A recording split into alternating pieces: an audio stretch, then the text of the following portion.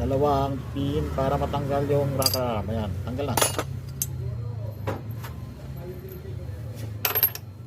Ayan, rocker arm. O, tanggal na. Ang rocker arm pala nito ay roller type din.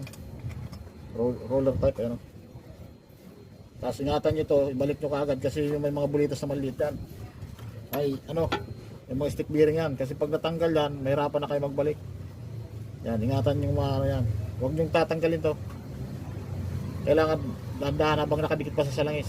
Kasi pag tinanggal nyo, hinugasan nyo na, pag nagugas kayo nito, huwag nyo tatanggalin to. Itong pin. Kasi magkakalat po yung stick bearing nyo sa loob, kabilaan po yan. Mahirapan kayo magbalik. Maraming trabaho.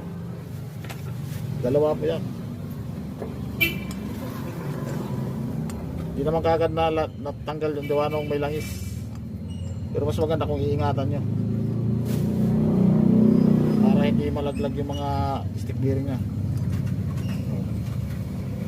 Ayan, nakita nyo yung stick bearing na maliit. Yan. Ayan. Yan yung nakalas. Eh, salpak nyo uli yung pin. Ayan, dandahan lang yung salpak. Yan o. Yan o. Wala pa siyang alog o. Wala pang alog. Goods pa. Ingat kayo dito pag baklas.